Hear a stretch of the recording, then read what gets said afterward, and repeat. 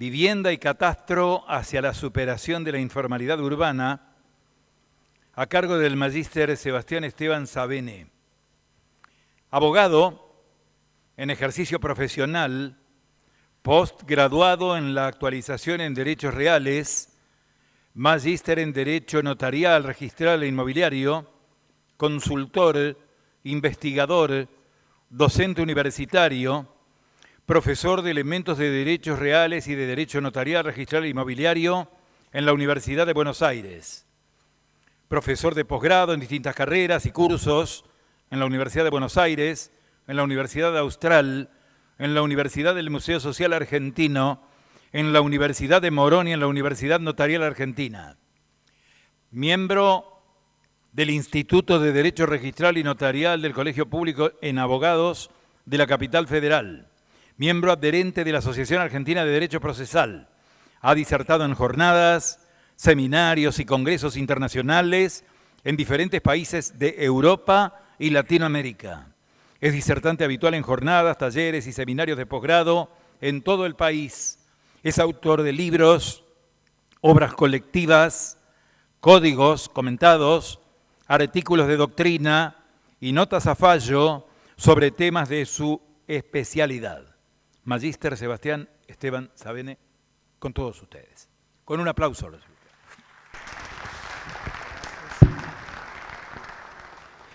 Bueno, muy buenas tardes a todos.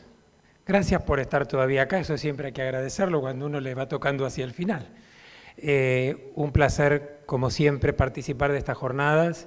Tuve el honor y lo sigo teniendo de seguir siendo parte de esta saga, como decía hoy más temprano, el agrimensor Soria, desde las primeras jornadas que se hicieron sobre la riqueza inmobiliaria en Bariloche, a la segunda y la tercera que ya tuvieron lugar aquí en Santa Fe, y en esta cuarta haber recibido nuevamente la invitación para formar parte de este esquema de disertantes en los que venimos a proponer temas actuales y a tratar de renovar continuamente los desafíos que desde la academia generamos, pero siempre intentando ligarlos con la práctica profesional o funcional. Así que lo agradezco mucho, por supuesto, a las dos instituciones que han intervenido para organizar este evento, sea el Colegio de Escribanos de Santa Fe, primera circunscripción, y el Consejo de Agrimensores, Distrito Norte. De veras, muchísimas gracias. Y también, parafraseando a Soria, yo vengo con una especie de segunda parte de aquello que hace 2 años, cuando estuvimos también aquí en esta provincia y en esta ciudad, trajimos en los que ya se había empezado a plantear algunas de las cuestiones de contenido social vinculadas al ejercicio de la agrimensura, al ejercicio de la función notarial y al ejercicio de la función registral. Entonces, en aquella ocasión, hace 2 años, traje un tema que por supuesto no lo voy a repetir hoy voy con otra parte, que tenía que ver con facilitar el acceso a la vivienda. El tema que hoy traigo también es vivienda, pero desde otro ángulo. Y recordarán aquellos que estuvieron presentes, los que no les cuento, que mi disertación en aquella ocasión tuvo que ver con barrios populares y con el desafío que teníamos todos los sectores que estamos aquí presentes para tratar de llegar a que la Ley Nacional de Barrios Populares pueda tener una reglamentación y una implementación práctica con más dudas que certezas, con más preguntas que respuestas. Hoy vengo desde otro lugar a replantear de alguna manera una situación distinta. No me voy a referir hoy a barrios populares, pero sí a la protección de la vivienda, que tampoco la planteo desde el lugar que esta mañana, con la brillantez de siempre, planteó la doctora Armella. Porque, ante todo, creo que considero muy correcto, muy atinado, que en una jornada sobre la regulación de la riqueza inmobiliaria se hable de cuestiones sociales, se hable de la vivienda, porque el concepto de riqueza territorial o riqueza inmobiliaria nos viene siempre a la mente algo que tenemos bastante objetivado. ¿Qué quiero decir con esto? Que pareciera que hablamos más de la riqueza en cuanto a contenido económico, a un contenido económico que es lo primero que viene a la mente, entonces pensamos en inversiones, pensamos en crecimiento, pensamos en urbanismo, pero la riqueza territorial, la riqueza inmobiliaria, si cualquiera de nosotros pensamos de los bienes que tenemos en nuestro patrimonio, cuál nos dolería más perder, está la vivienda. Entonces, sin lugar a dudas, creo que fue muy atinado poner el enfoque en la función social que los agrimensores, los notarios, los registradores, los jueces, los abogados, todos los que estamos involucrados aquí tenemos. Y cuando pensamos en la vivienda desde la perspectiva que yo les traigo en esta propuesta, generalmente solemos apoyarnos en dos posibles enfoques. Yo hoy vengo a plantear otro, que tiene que ver fundamentalmente con el catastro. Generalmente cuando pensamos en la protección de la vivienda pensamos en herramientas que me faciliten el acceso. Ahí aparece la ley Pierri, ahí aparecen todos los institutos de los que estuvieron hablando hoy más temprano. O también pensamos en la vivienda que una vez que la adquiero, protegerla, resguardarla para que no sufra agresiones patrimoniales que por lícitas que puedan resultar no son las que yo deseo. Lo que se habló en la primera disertación de esta mañana. Quedarnos ahí, porque nadie está cuestionando, por favor, que eso no sea proteger la vivienda, claro que sí. Facilitar el acceso, protegerla de la agresión patrimonial de ciertos acreedores, ¿cómo no va a ser protegerla? Desde ya que sí. Pero si nos quedamos solo en eso, me queda un poco la sensación de que estamos teniendo casi una conducta infantil. No sé si vieron que los niños cuando tienen 2 o 3 años, todas las cosas que son de ellos las llevan en la mano, ¿no? Porque les costó agarrarla y porque aparte sienten que si la suelten las van a perder. Y si nadie se las saca, se sienten seguros. Ya las tienen, no las pierden y ya está. La seguridad en la vivienda, la protección jurídica de la vivienda, tiene todo un interregno. Una vez que la adquirí, y por qué no también en el momento que se está instrumentando esa adquisición, el momento en que se está planificando la celebración del negocio jurídico que va a servir de causa a esa adquisición, y después mientras lo ejerzo, sin imaginar la hipótesis en que yo pueda sufrir una pérdida de alguno de los bienes de mi patrimonio por el pasivo de mi patrimonio. Entonces, el punto es, de acuerdo a distintos institutos, a distintas figuras, a distintas situaciones que yo les voy a ir mencionando o planteando en esta disertación, ¿hasta qué punto estamos necesitando respuestas de la normativa? Hay casos en los que tenemos norma nacional y falta norma local que reglamente. Hay casos en los que no tenemos ni siquiera norma nacional.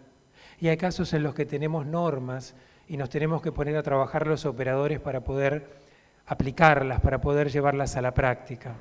Entonces, en algún punto tiene que ver con distintas figuras que desde el punto de vista catastral vamos a ver qué problema me presentan, porque en definitiva, fíjense ustedes, que este inmueble al que nosotros nos estamos refiriendo es tan fuerte que hasta hay regímenes jurídicos que el objeto es tan pero tan protagonista que lo tiñeron con su nombre, con su destino, la vivienda. Y a veces no nos estamos preguntando hasta qué punto la función catastral está cumpliendo su rol con respecto a la determinación de ese inmueble. Cuando más temprano Gustavo García, hace algunos minutos, hablaba de esta cuestión y de la certeza o incertidumbre, respondo incertidumbre, que hay en la mayoría de los casos con respecto a, cuando preguntaste Gustavo, ¿y el que tiene su título? Sabemos que estamos vendiendo, sabemos cómo estamos redactando. Yo cuando empecé la disertación hace 2 años, planteé este mismo cuadro, solo que en aquella ocasión les dije que me iba a circunscribir a hablar de la informalidad urbana sin título. Aquí, en cambio, vamos a hablar de la informalidad urbana con título y a desprendernos de ese preconcepto de que la situación de informalidad urbana, que es toda aquella situación fáctica en la cual el particular o el inmueble en particular se encuentra en incumplimiento. Informalidad es incumplimiento, es una forma un poco más simpática de decir lo mismo. En incumplimiento de la normativa catastral y o registral y urbanística, quitémonos el prejuicio de que ese problema lo tiene solamente el que no tuvo acceso al título. Tengo títulos, en muchos casos, en situación de informalidad. Y eso es en algún punto lo que a título meramente ejemplificativo quiero venir a plantear aquí. No nos vamos a poner solamente a pensar, porque esto es una especie de trabajo, el que siempre nosotros planteamos en estos encuentros, de trabajo de autocrítica y en equipo. No se trata acá de venir a decir el problema es que no hay normas. A veces el problema es que no hay normas. Primero, si no hay normas, nosotros algo con ese vacío tenemos que hacer. No puede ser excusa la falta de una norma, nacional, provincial, municipal, registral, catastral, la que fuere. Vamos a aprovechar la ocasión para reclamar que existan, por supuesto, y es muy importante que estén. Tenemos un sistema romano, no tenemos un sistema anglosajón. Nosotros necesitamos la norma para que el sistema funcione sanamente. Pero cuando no está, o cuando está y no se aplica, ahí estamos nosotros que tenemos que dar una respuesta. Entonces, vamos a empezar con distintas situaciones. Informalidad urbana con título inscripto. Yo sé que esto puede resultar a veces redundante y que en la primera, en la segunda, en la tercera y ahora también en la cuarta Jornada Nacional sobre la Regulación de la Riqueza Inmobiliaria volvemos a plantear lo mismo, pero hay una sola solución para que dejemos de pedir que reglamenten la Ley Nacional de Catastro y es que la reglamenten en las 24 demarcaciones. Ahí vamos a dejar de repetir este reclamo. Mientras tanto, a 17 años tenemos más de medio país con esta deuda pendiente. Y no estoy contando las demarcaciones que tienen reglamentación parcial, o sea, que han recurrido a alguna solución de aquellas que en la jerga a veces llamamos es un parche o me he quedado a medio camino para no quedarme con una ausencia total de reglamentación. Por supuesto que si ya empezamos con la situación de una vivienda, creo que lo que estoy diciendo cualquiera de nosotros está en condiciones de asegurarlo. ¿Cuántos casos conocen de escrituras en las que afectaron a vivienda lotes que figuran como baldíos? No habría una posibilidad objetiva que ahí funcione una vivienda y que yo lo pueda afectar. Esa falta de comunicación de catastro, con registro, con el título, o sea, con el notariado, está dando la pauta de que también este es uno de los infinitos motivos por los cuales el primer paso es reglamentar la 26.209. Donde yo tengo reglamentada la 26.209 con estos otros dos casos que les planteo, porque esto implicaría que además de tener reglamentada la ley, yo después verifique la subsistencia del estado parcelario si ya lo constituí o constituya el estado parcelario, porque no se trata solamente, la seguridad jurídica no la construye solamente quien redacta las normas, quien las reglamenta, el notario cuando autoriza la escritura, el agrimensor cuando hace el plano, el abogado cuando trabaja en lo suyo, el juez cuando hace la sentencia, el particular también. El particular también construye la seguridad jurídica. No miremos al particular como el hijo chiquitito, el niño pequeño, al que simplemente le tenemos que llevar toda la solución, porque hay una tarea de educación aquí. Porque también está en situación de informalidad aquel que tiene su inmueble en un lugar donde está reglamentada totalmente la ley 26.209, pero es aquella persona que aún dentro de la vigencia de un estado parcelario construyó y no lo denunció. Entonces también hay una conducta del particular que el particular debe cumplir. O sea, hay una cuestión cultural y de idiosincrasia argentina, país al cual todos nosotros pertenecemos y no nos tienen que venir a contar qué somos y cómo somos, ¿sí? Entonces, también desvictimizar al particular que parece que no estoy diciendo que no debamos asesorarlo, por supuesto, pero ¿cuántas veces los asesoramos y no siguieron nuestro consejo, no siguieron nuestros pasos? Hay informalidad que, si me permiten decirlo con terminología jurídica de responsabilidad civil, es culpa de la víctima también, ¿eh? O sea, hay mucho de eso también. Entonces, no quiero dejar de mencionar esto desde un punto de vista inicial. Hay una situación de informalidad en la situación catastral de un inmueble, que aunque yo quiera imaginar que está correctamente catastrado, porque tiene su plano y su cédula, folio, legajo, como lo llamen en cada demarcación, no necesariamente tiene un estado parcelario actualizado. Y no teniendo un estado parcelario actualizado, se desvanece mucho la protección de la vivienda. Puedo tener un título inscripto, maravilloso, pude haber afectado a vivienda, estupendo, protejo el inmueble, como se explicó hoy más temprano, de los futuros acreedores no exceptuados en el régimen específico, pero mientras tanto no tengo un reflejo cristalino del objeto de derecho tal como existe en el título y en el registro. Y eso me está marcando una situación de informalidad. Cuando empezamos a ver todo esto nos damos cuenta que hay más situaciones de informalidad que de formalidad urbana. Pero a esto le tenemos que agregar también que no es el régimen de dominio el único. que si nosotros empezamos a navegar por otros regímenes jurídicos, por ahora nos quedamos en materia de derechos reales sobre cosa propia, después ya vamos a ir a cambiar un poquito. Pero si nosotros pasamos a regímenes como el que encontramos, por ejemplo, en la propiedad horizontal, y ahí la cuestión se hace bastante más compleja. Porque si ya es complicado regularizar, no tanto, la situación cuando estoy en el régimen de dominio de construcciones no denunciadas, esto se complejiza muchísimo más cuando estoy en el régimen de la propiedad horizontal. Y aquí, particularmente, quiero hacer un primer llamado, sí, a una ausencia de norma.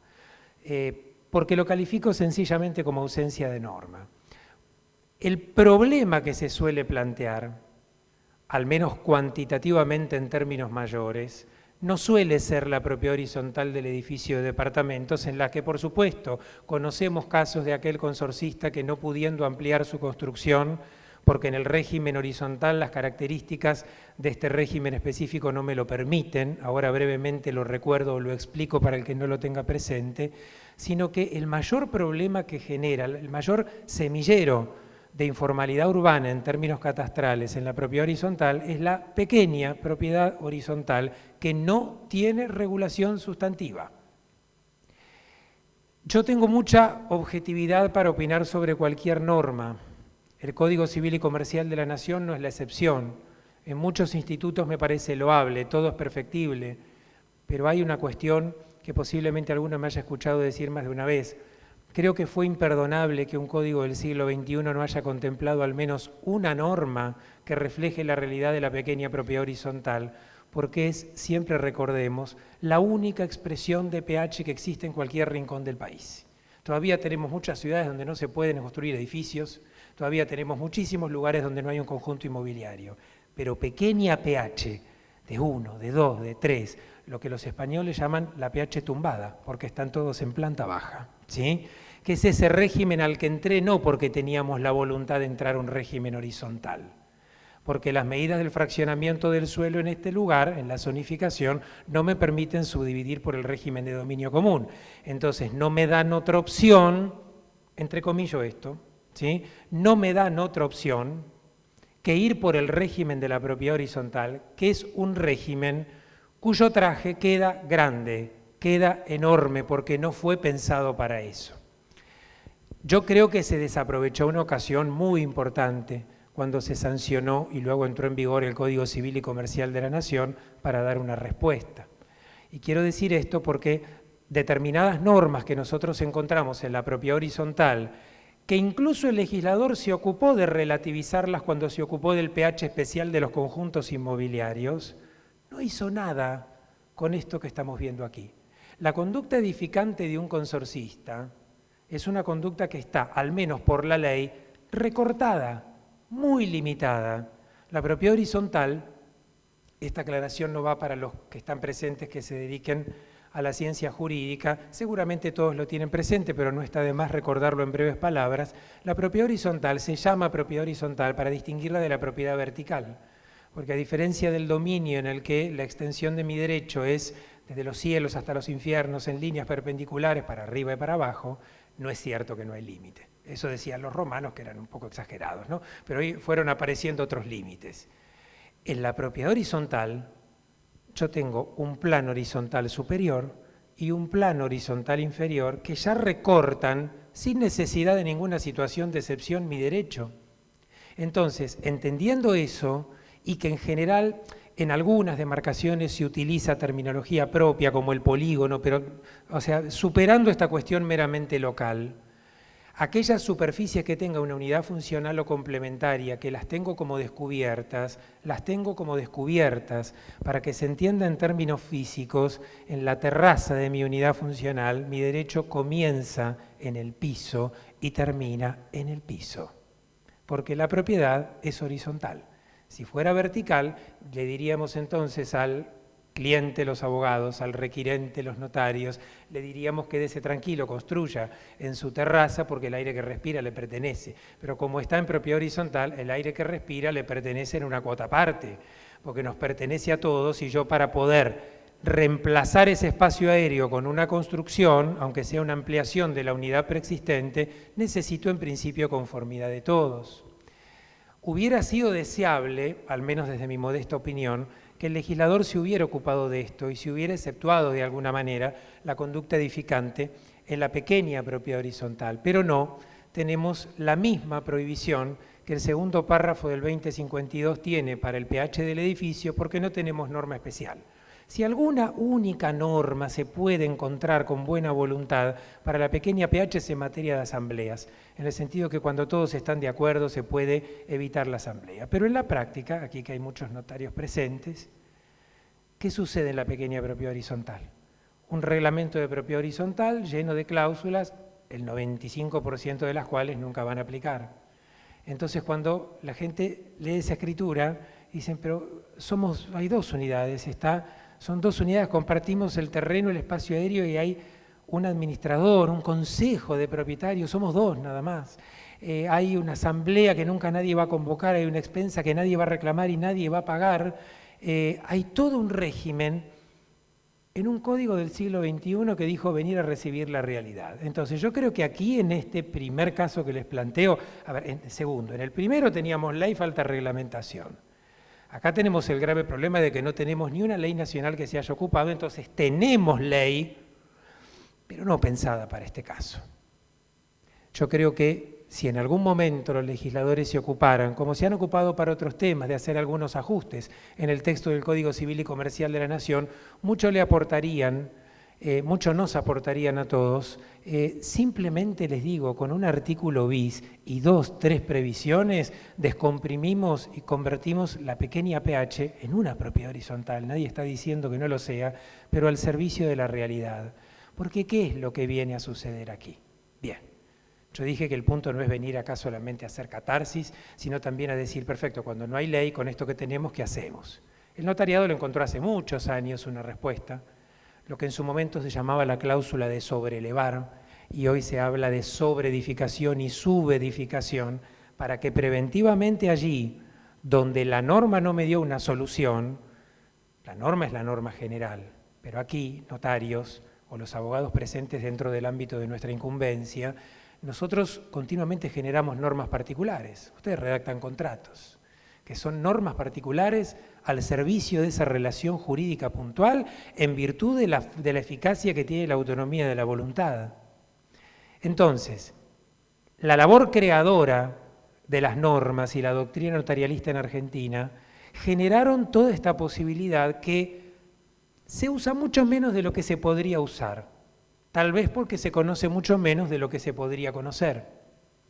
Pero esta posibilidad de que, si yo vuelvo a imaginar estos dos consorcistas de un pequeño pH, ambos en planta baja, ambos, hasta imaginemos como sucede en muchos casos, que por los indicadores urbanísticos podrían construir una nueva planta, pero el sistema no se los permite. Bien, puedan eventualmente descomprimir esta prohibición y contemplar contractualmente en el mismo reglamento de propiedad horizontal o en una modificación posterior que va a requerir, por supuesto, unanimidad, porque estoy tocando cláusulas de contenido patrimonial, con lo cual estoy yendo a cláusulas estatutarias, puedan contemplar con 3 ítems fundamentales, que son las 3 grandes partes de la sobre- y o subedificación, la posibilidad de que yo no me encuentre en la práctica con que sí, yo podría, el municipio me lo permite, pero el régimen no. ¿Y por qué no? Porque soy propiedad horizontal. ¿Y por qué soy propiedad horizontal? Por la medida del suelo, por la zonificación y nada más.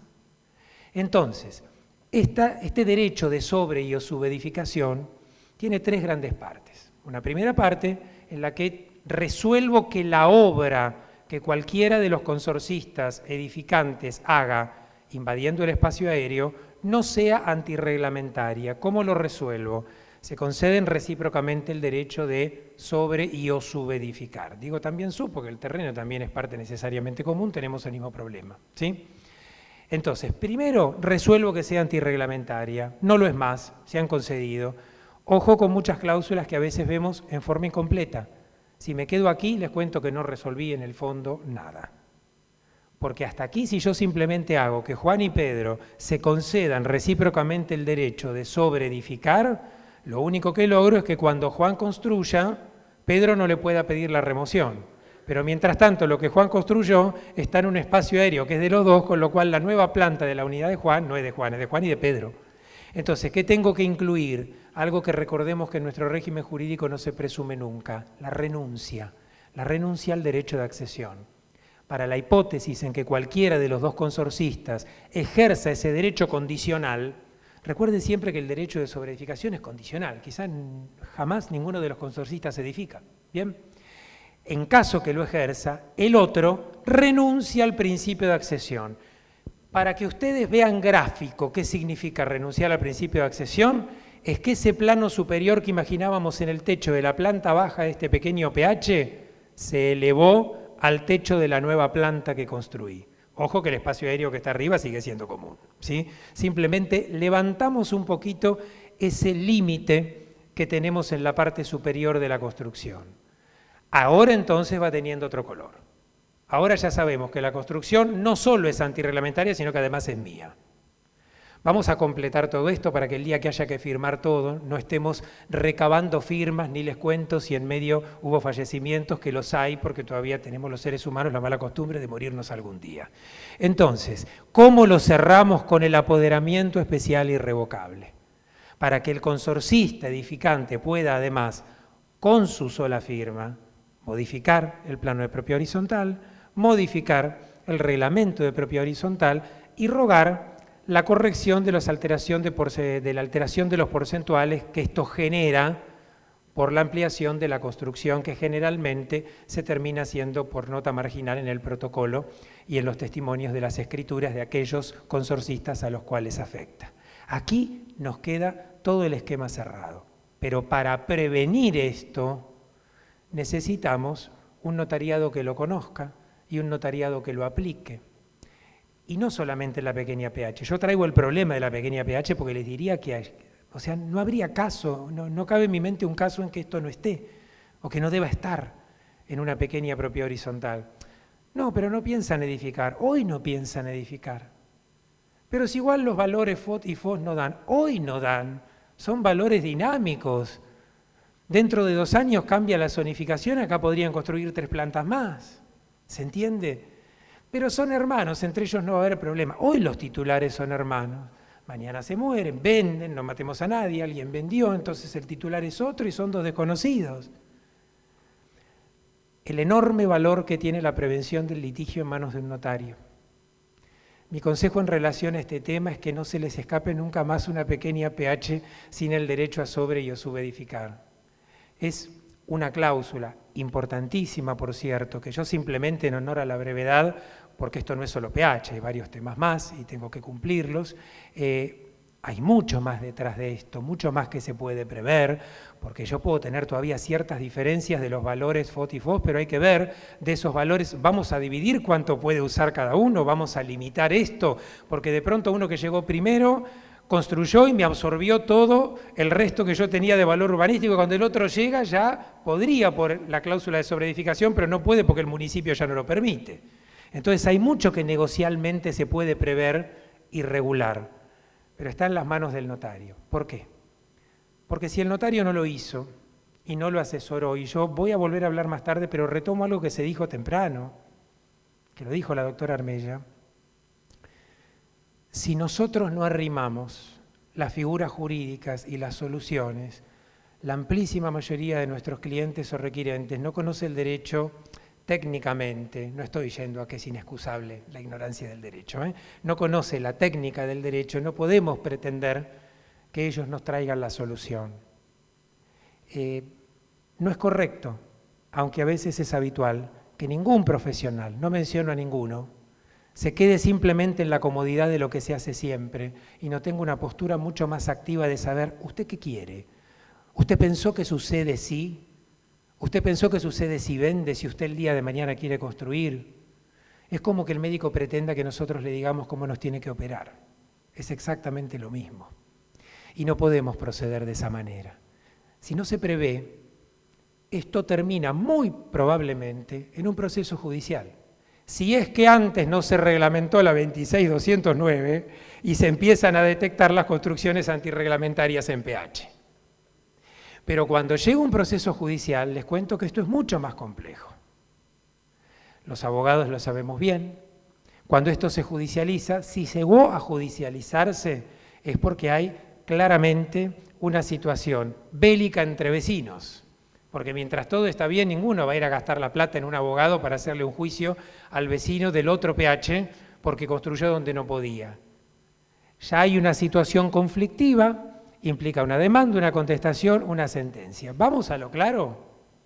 Ningún juez va a ordenar la demolición, porque generalmente tardan en iniciarla, generalmente cuando la inician, rara vez se acuerdan de trabar una medida de no innovar, entonces cuando el juez dicta sentencia, la obra está o terminada, la amplísima mayoría de los casos, o en un grado de avance que por el artículo 10 y la doctrina del ejercicio abusivo de los derechos, ningún juez le va a ordenar demoler nada.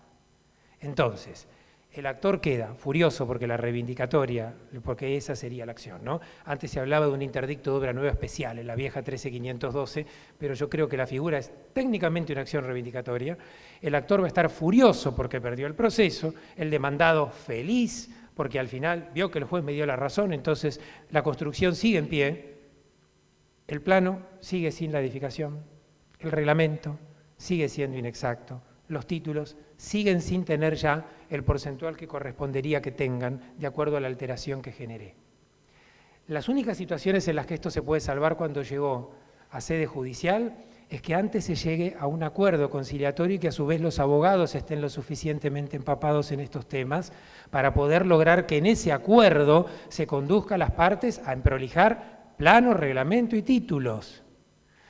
Yo creo que, de cualquier manera, insisto mucho en esto y lo digo siempre respetuosamente, que la falta de conocimiento es la gran enemiga, porque no es que el derecho procesal no me dé soluciones para esto. Porque el juez podría decir, sí, se mantiene, pero después hay normas en los códigos de procedimiento que tienen que ver con la adecuación y la ejecución de la sentencia, en los cuales los jueces tienen potestades y los códigos rituales se los reconocen para conducir a las partes a cómo hacemos esto. Tienen herramientas los jueces para hacerlo. Lo que sucede es que no siempre quizá las conocen o las dominan para el caso. A veces no las conoce tampoco el abogado, que debería hacer la petición correspondiente.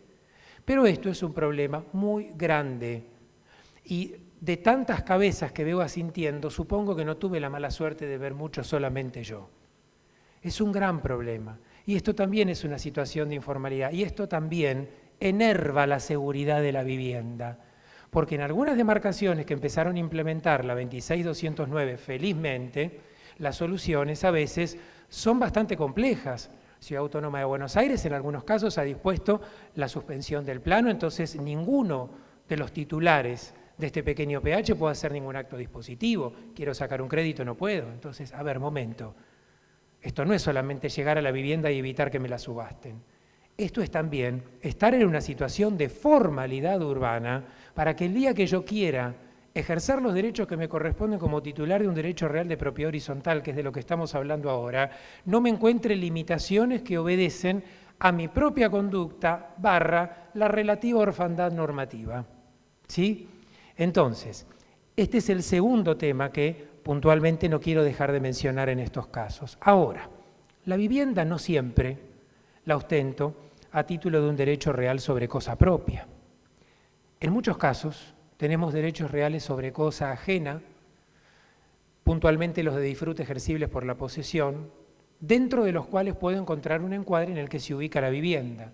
Y ahí traemos esa trilogía de derechos reales de disfrute, que son, recuerden por favor, siempre fueron 3 derechos reales distintos.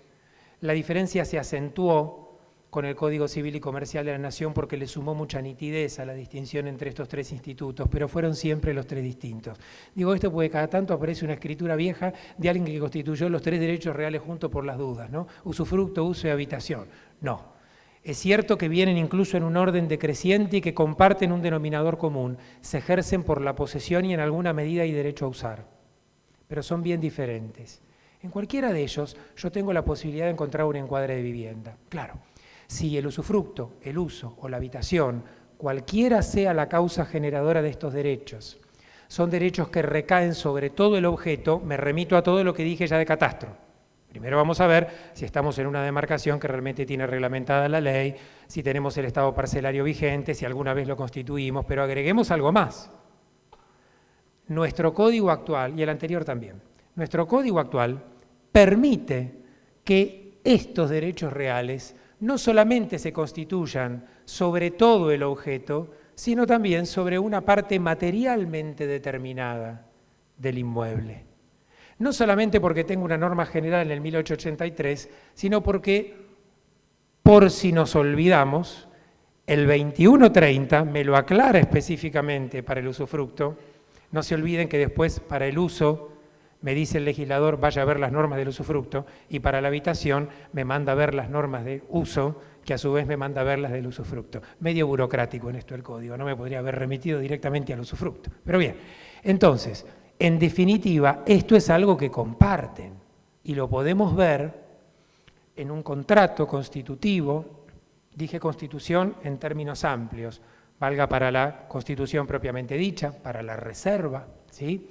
O también para los mal llamados casos de doble enajenación, que no es tal, donde se produce la desmembración del dominio y quien originariamente era titular se queda con nada, queda el usufructo, el uso de la habitación para uno y la nuda propiedad para el otro. Y recuerden siempre, por favor, no quiero irme de tema, ojo el orden en que redactan esos actos, porque la cronología no sirve de excusa la unidad de acto notarial para que en la escritura aparezcan en el orden que tienen que aparecer.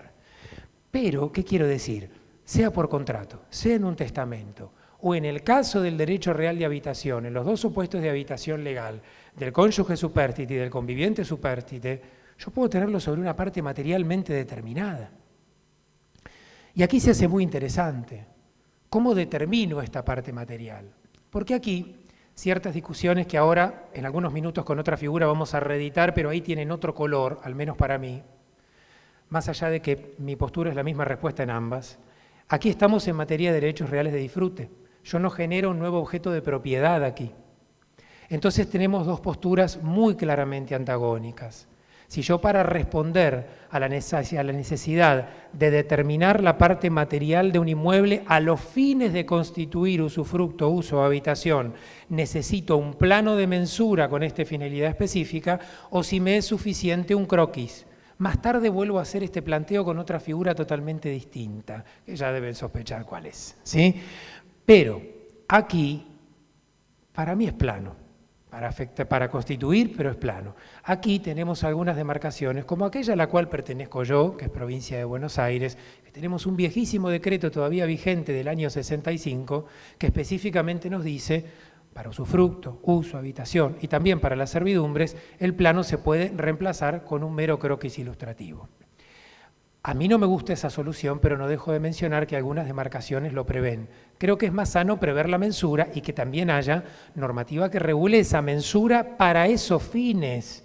No es una mensura que me genere un nuevo objeto de propiedad, es una mensura que solamente determina una parte de ese objeto que va a ser objeto de un derecho diferente, derecho que es por definición temporal, a diferencia de la propiedad que por definición, al menos si es el dominio pleno, es perpetua. ¿Se va comprendiendo hasta aquí? Entonces, aquí hay que dar respuestas. El código, concretamente, no las dio, pero yo creo que no necesita darlas, porque el código es una ley nacional de la misma jerarquía que la ley 26.209, que para mí me da como respuesta muy sencilla el plano de mensura. Pero bueno, vengo a plantear esto también en cuanto a la necesidad de que esto se determine. Los riesgos del croquis ilustrativo no tengo que señalarlos. Croquis ilustrativo es entre la nada y el plano cualquier situación intermedia en este abanico. Croquis ilustrativo puede ser el que me haga Jorge Soria, que va a ser un croquis espectacular, que podría ser un plano, pero no es plano solamente porque no se presentó, no está aprobado y registrado, o un dibujo que hago yo que es un espanto. Y con lo mismo resolvemos, con dos objetos totalmente distintos, resolvemos la misma situación. A mí no me simpatiza esta circunstancia de que el croquis ilustrativo pueda venir a cumplir con esta función. A todo evento, dejo planteado también que en muchos casos, no tanto en escrituras, pero sí se ve, por ejemplo, en resoluciones judiciales que hacen lugar al derecho real de habitación sobre parte materialmente determinada, no sabemos cuál es la parte materialmente determinada. Porque se manifestó en un escrito, y se manifestó en el escrito y ni siquiera sucede que ni en el oficio, ni en el testimonio, ni mucho menos en la resolución, hay siquiera una transcripción de eso que se manifestó en el escrito, si queremos imaginar que eso que se manifestó en el escrito está bien escrito. ¿Sí? Lo cierto es que, ¿qué debería suceder? Que si yo soy el letrado, patrocinante o representante del cónyuge o la cónyuge supérstite que van a invocar como defensa este derecho real de habitación, que yo digo que recae sobre una parte del inmueble, en mi defensa, soy yo quien tiene que arrimar ya al menos ese croquis si ya no voy tramitando el plano. Pero va a haber un pronunciamiento de un derecho real sobre una parte materialmente determinada sin ninguna representación gráfica de base. Y eso me está indicando una anomalía. Nuevamente, un punto que compromete la seguridad jurídica. Vivienda, protección, función social, pero no termino de tener claro cuál es el objeto. Y esto es en definitiva lo que yo quiero plantear como denominador común de todas estas situaciones. Aquí tenemos estas dos posturas. Ahora, tenemos también otra cuestión. Hoy algo se habló de esto. Yo concretamente vengo a hablar de la prescripción adquisitiva, digamos, la ordinaria, por así llamarlo. También la prescripción adquisitiva para nosotros tiene una función fundamental como modo adquisitivo de acceso a la propiedad. De acceso y que, a partir de cómo se accede a la prescripción adquisitiva, al derecho adquirido por prescripción y de todo el régimen que ya hemos visto varias veces en jornadas anteriores con respecto a toda la planimetría que ya está controlada desde el proceso judicial, si lo interpuse como acción, si es como reconvención se suele olvidar esto, ya llevar el plano a la espera de la sentencia que declare adquirido el derecho real a mi favor.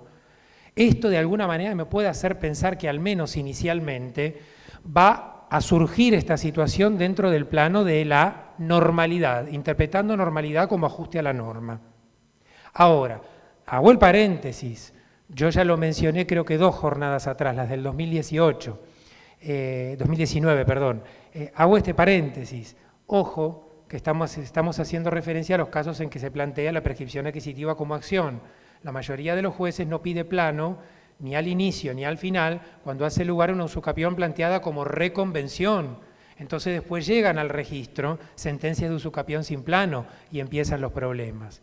Pero vamos al momento que tengo que presentar el plano y a las medidas mínimas de frente y superficie, la famosa unidad económica, que se controla de acuerdo a la autoridad administrativa local en cada una de las zonificaciones.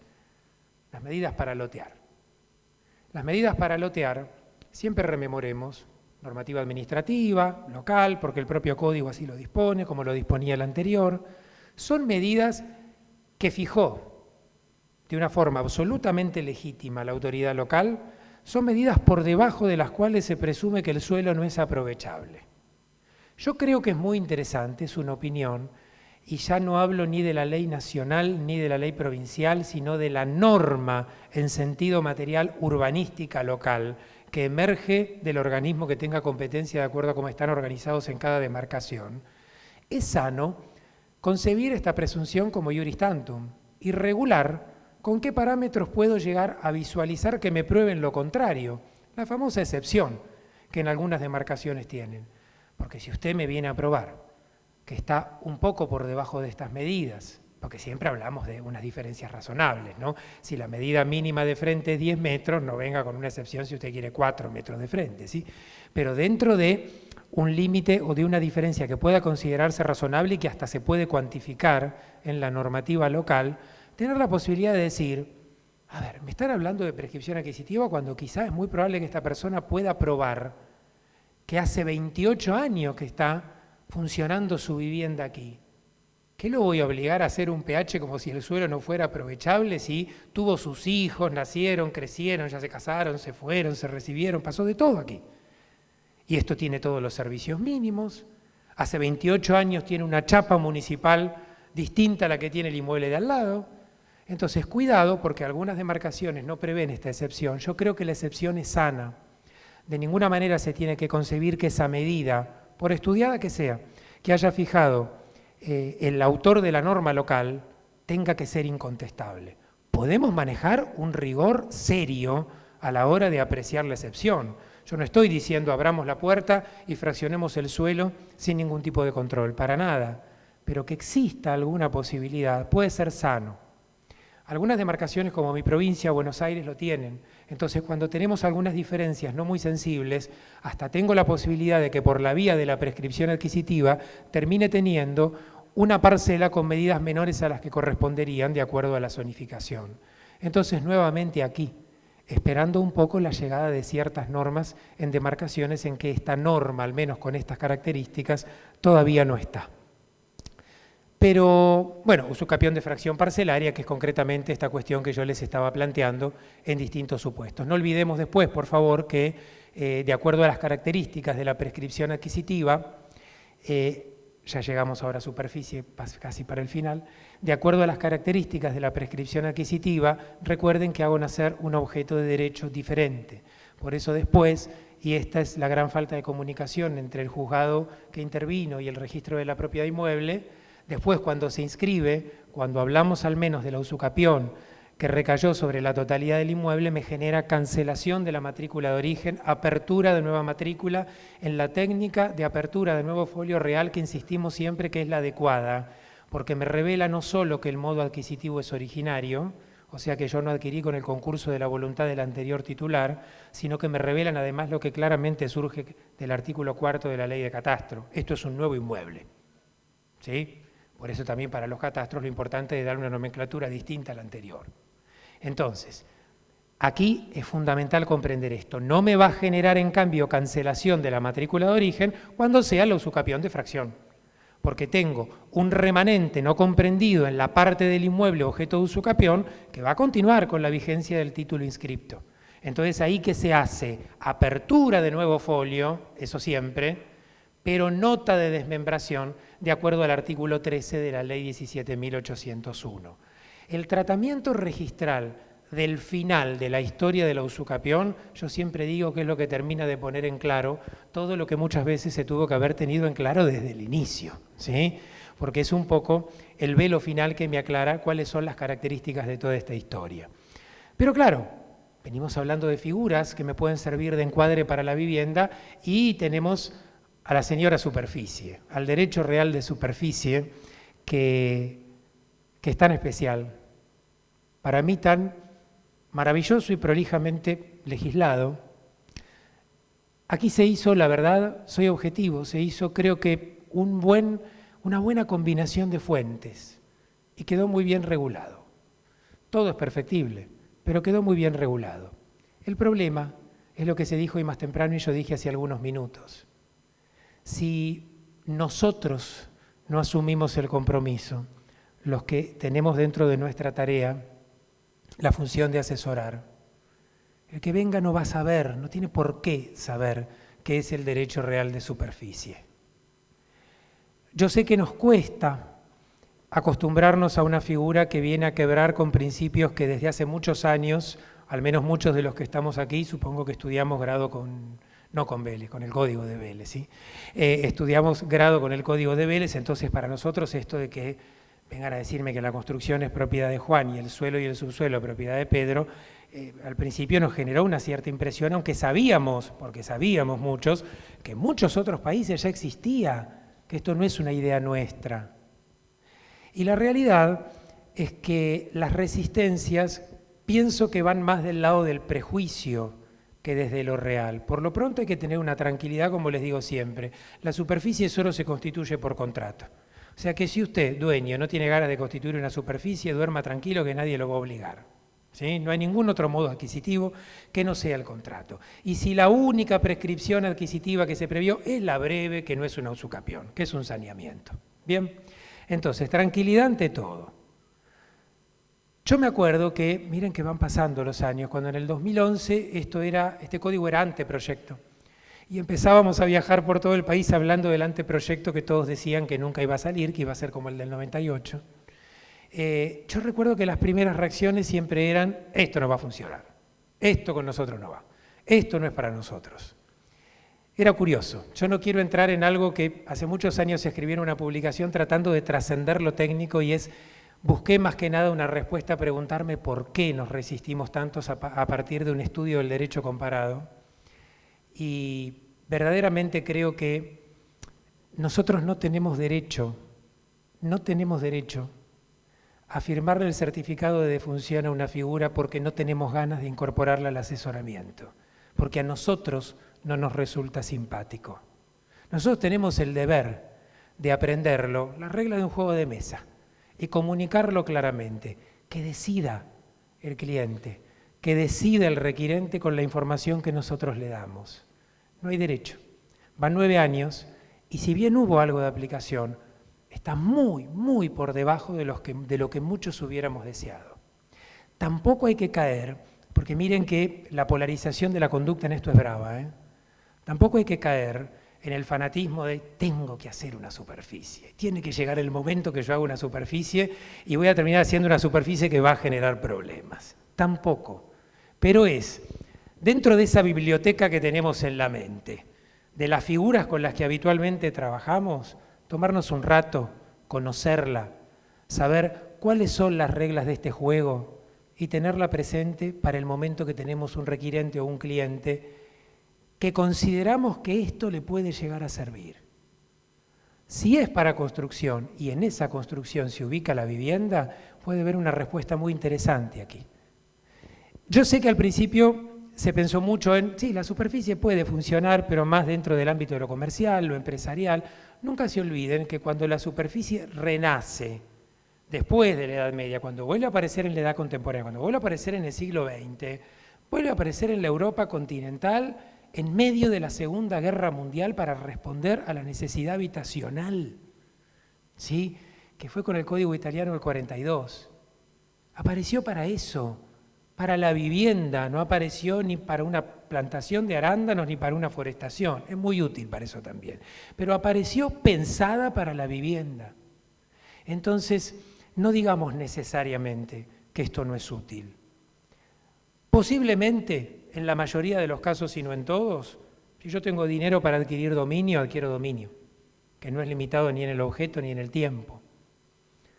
Pero si lo que tengo me permite aspirar a algo más que un derecho personal de locación o similar, me permitiría tener una propiedad limitada hasta 70 años y en el objeto, pero mi vivienda, que puedo afectar a vivienda como superficiario, y ahí es muy interesante ver qué pasa cuando se extingue con la subrogación, porque juega la subrogación ahí también, lo puedo afectar y me puedo proteger.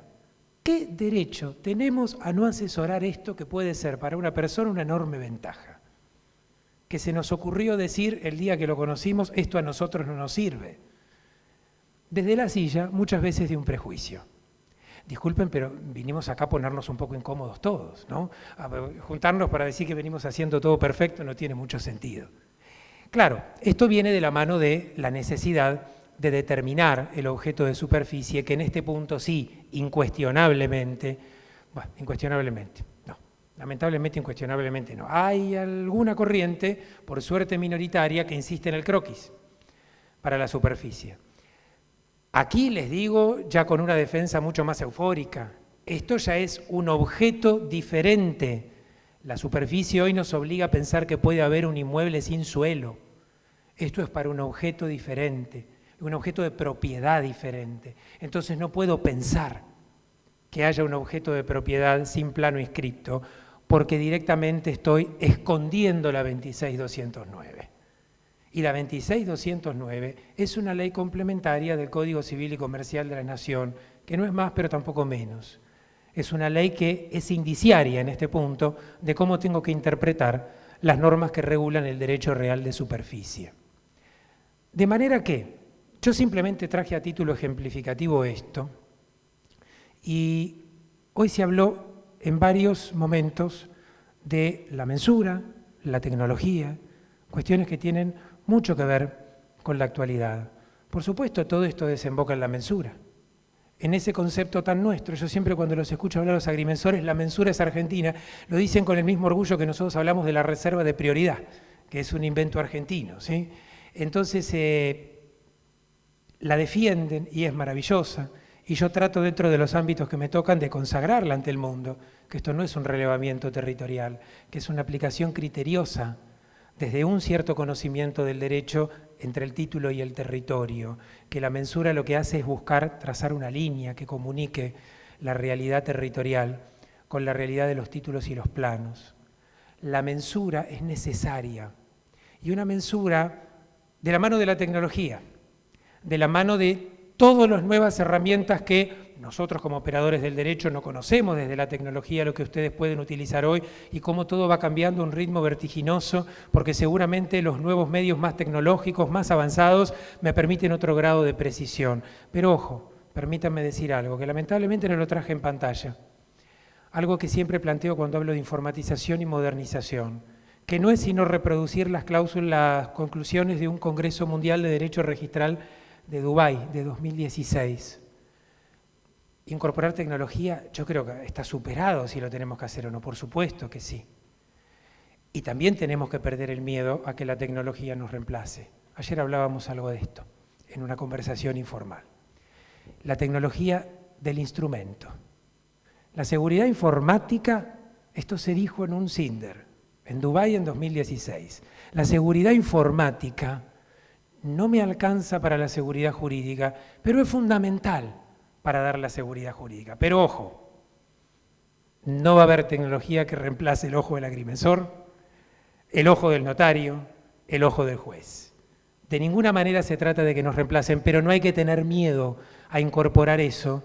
Y la única forma de poder incorporarlo como instrumento y que no venga el instrumento a barrer conmigo es acercarme, ganarle en el tiempo, conocerlo y aprender a implementarlo. Creo que sin lugar a dudas es el desafío que tenemos en la actualidad. A mí me gusta siempre terminar con alguna frase y traje a mi Dante, porque la sangre tira, ¿vieron? Siempre traigo a Dante. Esto que ven aquí para mí es fundamental, porque hoy hablamos de ausencia de normas. Y hablamos a veces de normas que no fueron pensadas para la realidad. Y siempre me gustó esta frase. Si la ley no está pensada para el que está sujeto a la ley, solo tiene nombre de ley, no es ley. En más de un momento hoy me refería a normas que no fueron pensadas para la situación. Entonces, en sentido filosófico, no son una ley. Son una norma, es obligatoria, no estoy fomentando que no se cumpla, pero esto nos tiene que ayudar a repensar.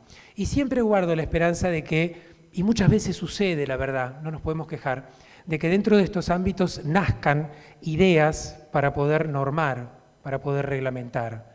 A veces vemos y nos da mucho orgullo del bueno cuando 1, 2, 3 meses después de un congreso aparece una técnico registral, aparece una disposición catastral con algo que se conversó.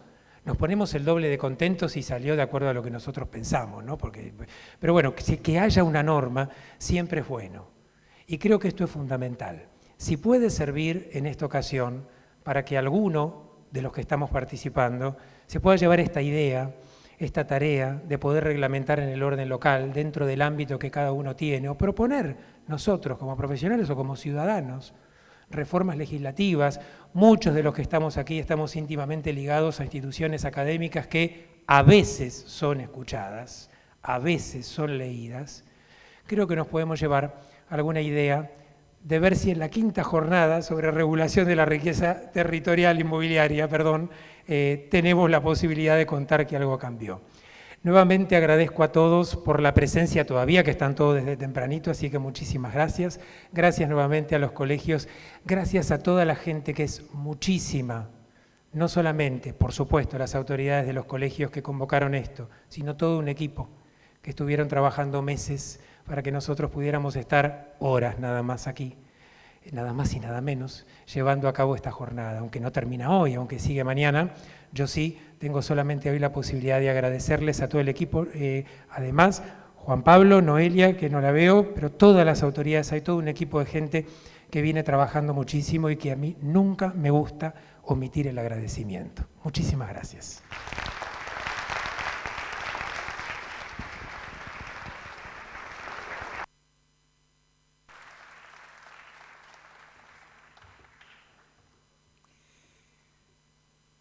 Tras la finalización de la conferencia de Sebastián, vamos a invitar ahora a la escribana Graciela Aresi a hacer entrega de un presente recordatorio en reconocimiento del paso por Sebastián en esta conferencia.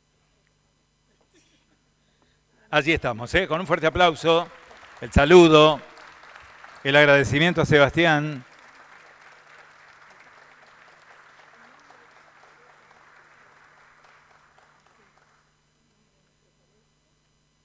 Fotos para el recuerdo. Y tras ellas el cierre de la jornada de esta tarde. Mañana, a partir de las 9:30, estamos nuevamente aquí en el Teatro Municipal para retomar ya la jornada final con las conferencias de cierre. Muchísimas gracias a todos, los esperamos mañana 9:30.